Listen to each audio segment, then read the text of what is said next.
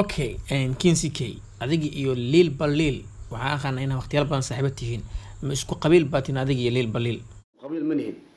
dameeraheena isma daaqan laba wadan kala aadna waraysiga ma amaan walba jimcihi aan soo galno waxa martinu waa Kinsey K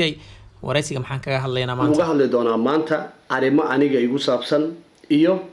arrimo kale oo aad doonaysid adiga ku dhaada in CK aad ka ogaatid Kinsey K maxaad isleedahay taageerayaashaada way isweydiinayaan waxaad isweydiinaysaan talow miyuu iska dhaafi doonaa majaajiladii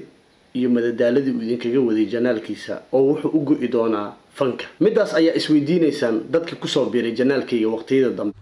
taageero badan oo waxaa jira bilahan kugu soo biireen maxaad isleedahay 6 bilood ka hore ayaad ka balan qaadeen bilood ka hor waxaan janaalkayga ka sheegay in aan sameyn doono heeso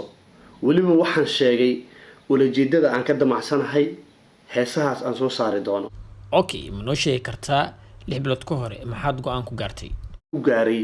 in kaliya aan reaction bixinin oo maxay fanka ku joogan kaliya aan la soo taagnaanin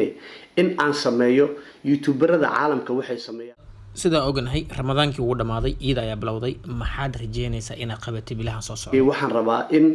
aan laba hees soo saaro mana doonayo in fanka dhinaciisa aan u baray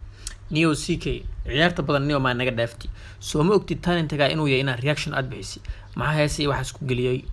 I know waan aqaana waxa talentigayga uu yahay balse waxaan rabaa maadaama go'aankaygu uu yahay youtuberada caalamka si u shaqeynayaan anigoo af Soomaali ku hadlaya inaan u shaqeeyo dadaalkaygana uu ituso ama hamiga aan leeyahay uu yahay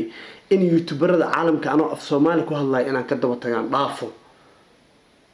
maadaama rajadeyda sidaa tahay waxaan doonayaa sidii u shaqeeyaan inaan u shaqeeyo oo aan heeso soo saaro